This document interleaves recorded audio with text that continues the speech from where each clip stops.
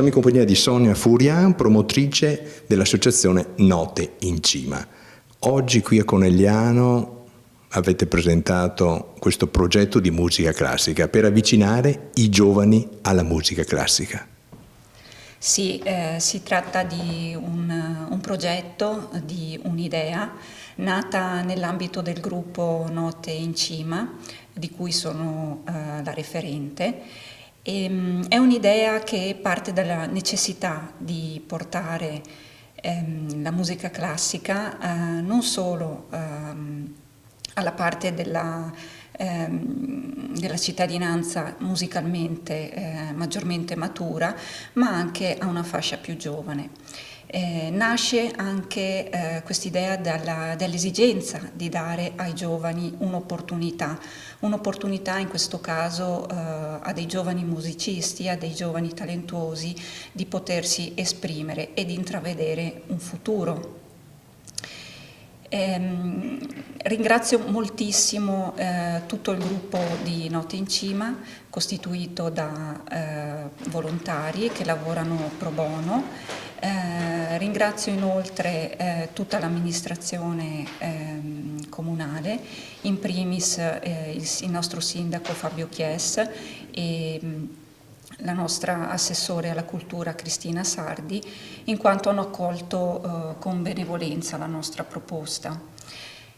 Devo dire che siamo molto felici in questo momento, dal momento che la nostra iniziativa sta riscuotendo un grande successo, sia dal punto di vista della partecipazione della cittadinanza, sia dal punto di vista dell'impatto sociale. Stiamo infatti raggiungendo il sold out e questo è un segnale importante, è un segnale forte, nel senso che molto probabilmente eventi di questa tipologia di alto livello sono non solo bene accolti dalla cittadinanza, ma anzi sono desiderati. È per questo che stiamo valutando e stiamo pensando di proporre un programma, una serie di questi eventi.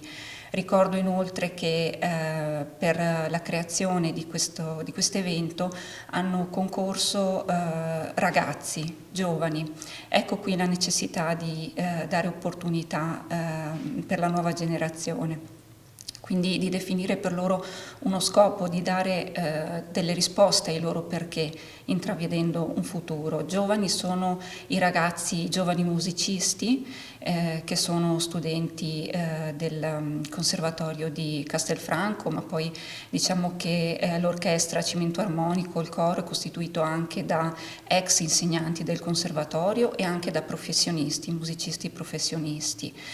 Hanno concorso alla creazione dell'evento e hanno curato l'aspetto grafico alcuni studenti ed ex studenti dell'Istituto Tecnico Galileo Galilei di Conegliano e anche dell'ITS e-commerce di Padova.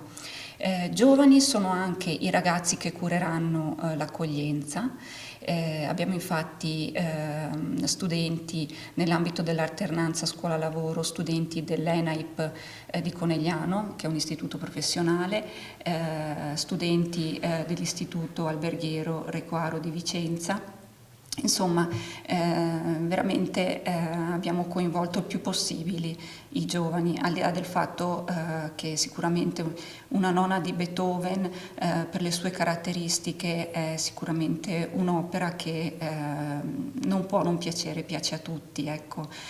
Come dice il direttore artistico, il direttore dell'orchestra Gianmaria Fantato Pontini, la nona di Beethoven costituisce la massima espressione della letteratura musicale e in essa possiamo ritrovare anche l'esaltazione di valori che contraddistinguono proprio la nostra cultura e quindi la religione, la filosofia, la libertà. Non a caso quest'opera è stata eseguita all'indomani della caduta del muro di Berlino, quindi un'opera che ci ispira sicuramente alla vita, alla gioia, al futuro e alla speranza.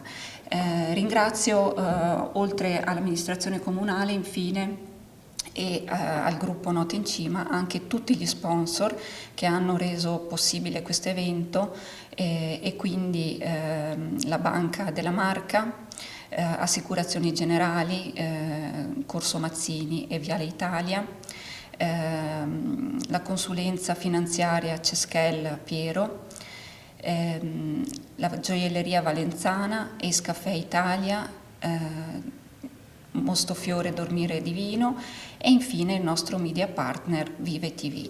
Un evento importante, in un teatro importante, in una città importante, ma sicuramente organizzare una cosa di questo tipo avrà anche delle difficoltà. Cosa avete incontrato come difficoltà voi e i giovani? Ma a dir la verità è stato divertente, è divertente, e lavorare a contatto con i ragazzi, con i giovani dà entusiasmo, è veramente frizzante. Le difficoltà ci sono state, ma l'importante è affrontarle sempre con positività e navighiamo a vista, nel senso che per dire ieri si è infortunata una ragazza che suona la viola, ma insomma si affrontano le cose e via.